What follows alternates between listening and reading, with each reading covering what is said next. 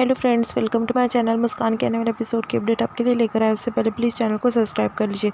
मुस्कान जो है वो कहती है, मैं मुस्कान बोस इस आदमी को, मेरी मम्मा के कातिल को सज़ा दिलवा कर रहूँगी और तमाम कुकर्मों की से सज़ा दिलवा कर रहूँगी, हथकड़ी पहना कर रहूँगी। तभी रौनक जो है मुस्कान के सामने हाथ जोड़ते हुए कहता है कि मुस्कान प्लीज़ ये सब कुछ मत करो। तभी मुस्कान कहती कि क्यों रौनक जी, क्यों मैं क्यों भूल जाऊँ ये सब कुछ, और आखिर आपको हो क्या गया है? आप जब मेरे साथ में खड़े थे, आप तब मेरे साथ में भी नहीं हो खड़े हुए और एकदम से अलग बिहेव करने लगे हो। ऐसा क्यों कर रहे हो? क्या वजह है पीछे? आपको ये वजह बतानी होगी। तभी रौनक कहता है कि मैं कोटे की पैदाइश हूँ, और सब सच्चाई जो है मुस्कान के सामने लाकर रख देता है। इन्होंने मुझे नया जीवन दान दिया है। वो संध्या मेरी माँ थी, वो तो मुझे मारना चाहती थी, पर इन्होंने मुझे जीवन दान दिया है। गायत्री माँ ने मुझे सब कुछ सच बताया है। मैं जो है मेरी माँ मुझे मारना चाहती थी, तभी इन्होंने मुझे कोटे से उठा कर लाया और इतना सम्मान देकर अपना बच्चा भूलकर पा रहा है। ये सच्चाई मुझे पता चल गई है और ये सब कुछ सच है।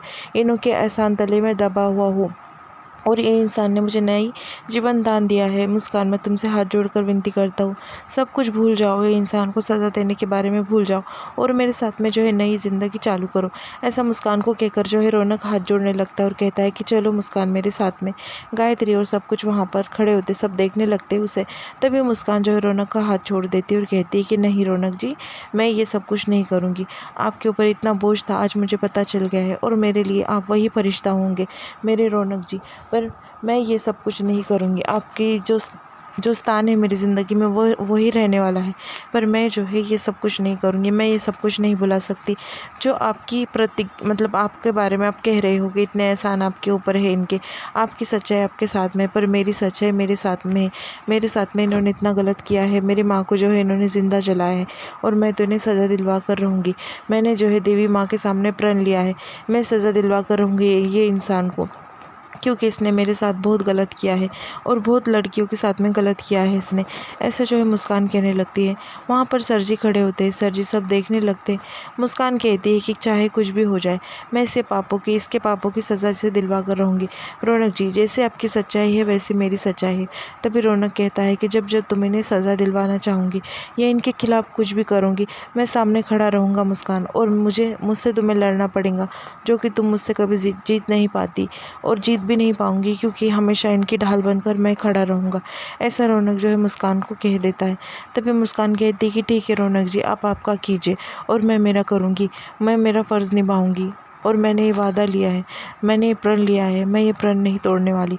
तभी रौनक कहता है कि ठीक है, तुम तुम्हारा प्रण नहीं तोड़ोगे ना, चलो मेरे साथ में। मुस्कान को लेकर देवी माँ के सामने चले जाता है और त्रिशूल से अपना हाथ काट देता है और हथकड़ी को पकड़ता है और कहता है कि मैं भी ये प्रण लेता हूँ, कोटे की पैदाइश रौनक सिंह की, मैं भी हमेशा तुम्हारे सामने खड़ी रहूँगा। जब जब तुम इन्हें सज़ा दिलाने की कोशिश करूँगी, मैं इनकी ढाल बनकर खड़ा रहूँगा। ऐसा खड़े रहकर देवी माँ के सामने जो है वो शपथ ले लेता है मुस्कान के सामने। सर जी को काफ़ी अच्छा लगता है कि रौनक जो है आखिर मुस्कान के खिलाफ़ हो ही गया। सब घर वाले जो है ये सब कुछ देखने लगते हैं, और रौनक कहने लगता है कि मैं रौनक सिंह कभी इनके ऊपर आँच नहीं आने दूंगा। ऐसा रौनक कहता है, और सब जो है एकदम हैरान हो जाते हैं। अब मुस्कान और रौनक के बीच में जो है बड़ी सी दरार आ जाती है। घर पर आकर मुस्कान बैठ जाती है, हथकड़ी जो है रखी हुई होती है। तभी मुस्कान जो है रौनक के प्रण के बारे में सोचने लगती है कि हमेशा सर जी का साथ देंगे, सर जी को प्रोटेक्ट करेंगे, और ये बारे में सोच सोच कर परेशान होकर रोने लगती है। तभी गायत्री जो है रौनक को लेकर मुस्कान के पास आ जाती है। मुस्कान और रौनक वहाँ पर खड़े होते हैं। तभी जो गायत्री होती है वो सवाल करने लगती है। वो कहती है कि दोनों को मैं यहाँ पर लाई हूँ इसलिए कि मुझे कुछ सवाल करने हैं। चलो अब मुझे बताओ, तुम मुझे बताओ कि तुम दोनों के प्रण अलग अलग है, तुम दोनों जो है अलग अलग डायरेक्शन में जा रहे हो, अलग अलग तरह जा रहे हो। तो मुझे बताओ कि तुम्हारे दोनों में भी पत्नी पत्नी का रिश्ता है, या मतलब तुम दोनों में दुश्मनी का। तभी मुस्कान कहती है कि पति पत्नी का रिश्ता है, और ये हमेशा मेरे पति रहेंगे। मैं हमेशा अपना पत्नी धर्म इनके लिए निभाऊंगी। हालांकि मेरा फ़र्ज़ अलग है, पर मैं मेरे फ़र्ज़ को मेरे पत्नी धर्म के आगे नहीं आने दूंगी। रौनक भी यही बात कहता है कि ये हमेशा मेरी पत्नी रहेंगी, और मैं भी अपना धर्म पूरी तरीके से निभाऊंगा। दोनों के बीच में ऐसी बात हो जाती है। पर गायत्री कहती है कि पर मुझे समझ में नहीं आ रहा, तुम दोनों साथ में रहने की बात करते हो, पति पत्नी धर्म निभाने की बात करते हो, फिर दोनों के रास्ते अलग है, तो तुम दोनों एक दूसरे का साथ कैसे दे पाओगे? गायत्री जो है सब सवाल उनसे पूछने लगती है। तभी मुस्कान कहती कि देंगे हम, मैं भी इनका पूरा साथ दूंगी। और रौनक कहता है कि मैं भी मुस्कान का पूरा साथ दूंगा। दोनों के बीच में बात हो जाती है। फिर गायत्री पूछने लगती है कि मुस्कान तो घर में आने के लिए रेडी नहीं है, वो तो आउट हाउस में ही रहेंगी, तो क्या तुम दोनों पूरी ज़िंदगी ऐसे अलग रहोगे क्या? तभी रौनक कहता है कि नहीं माँ, मैं भी अभी यहाँ पर रहूँगा, क्योंकि नहीं, मैं भी यहाँ पर, माँ नहीं कहता, मैं भी यहाँ पर रहूँगा और मैं सामान लेकर जा रहा हूँ, मेरा दम घुट रहा है, अपना पत्नी धर्म पूरा निभाऊंगा।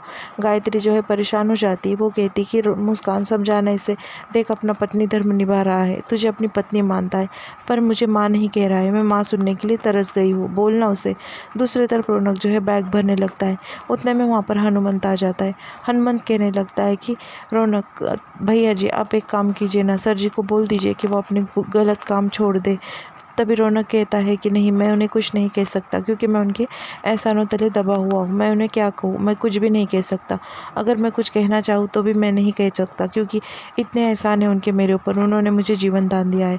उतने में वहाँ पर सर जी आ जाते हैं और कहते कि बचवा, तुम सब कुछ कह सकते हो। तो वहाँ से चले जाता है हनुमंत। फिर वो कहता है कि पूरा अधिकार है तुम्हारा सब कुछ कहने का, क्योंकि इस घर के इकलौते वारिस तुम हो। कहीं जा रहे हो क्या तुम? तभी रौनक कहता है कि कहीं नहीं, बस आउट हाउस में मुस्कान के साथ में रहने के लिए जा रहे हैं। तभी जो सर जी होते हैं वो कहते हैं कि मैंने एक बात सोच ली, मुंबई में जो है मेरा फ्लैट है, वहाँ पर कुछ काम चल रहा है, जब पूरा काम हो जाएगा तब घर में जाकर तुम मुस्कान को लेकर शिफ्ट हो सकते हो। दूर रहोगे तो ये थोड़े विचारों से भी बाहर रहोगे। तभी रौनक कहता है कि आपने सोच लिया, आपकी सोचने की बात मुझे समझ में आ रही है, पर एक बात मैं कह दूँ तुम्हें, मुस्कान को मैं कितने भी दूर चाहे लेकर रह लूँ, पर मैं जानता हूँ कि मुस्कान अपना प्रण कभी नहीं भूलेंगी। मैं सपने में भी भूल सकता हूँ, पर मुस्कान नहीं भूलेंगी। फिर सर जी कहते हैं कि ठीक है, तुम्हें जैसा लगता है, आज प्रेस कॉन्फ्रेंस वाले आने वाले हैं, तुम संभाल लेना, मुस्कान कुछ कर ना पाए। तभी वो कहता है कि मुस्कान से तुम्हें कोई खतरा नहीं है। दूसरी तरफ मुस्कान जो है रात में बाहर निकली होती है, काफ़ी परेशान होती है। वो सोचती है कि सर जी के खिलाफ कैसे सबूत इकट्ठा करूँ।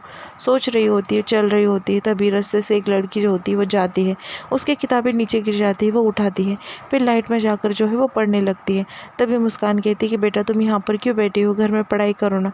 तभी वो कहती है कि नहीं दीदी, घर टूट गया है और घर में लाइट्स भी नहीं है, मेरे 2 छोटे भाई भी हैं, और ऐसा कहते हैं, मेरी किताब में लिखा है कि जिसकी आंखों में सूरज की रोशनी हो उसे अंधेरे का क्या डर, तो मैं यहाँ पर बैठकर पढ़ूंगी।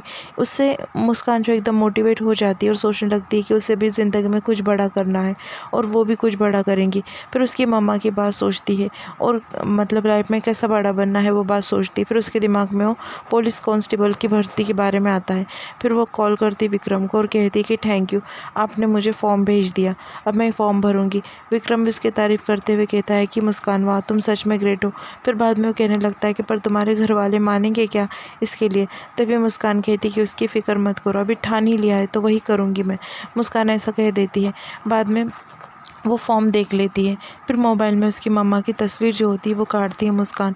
फिर मुस्कान उसकी मम्मा से बात करते हुए कहती है कि मम्मा, मैं बड़ा बनूंगी और मैंने फैसला किया है सर जी को अपने कुकर्मों की सज़ा दिलाने के लिए, तो मैं वो कर रहूँगी। देखना, एक दिन पुलिस कांस्टेबल बनकर मैं अपने हाथों से उन्हें हथकड़ी पहनाऊँगी। ऐसा मुस्कान कहती है और यहाँ पर एपिसोड जो है वो ख़त्म हो जाता है।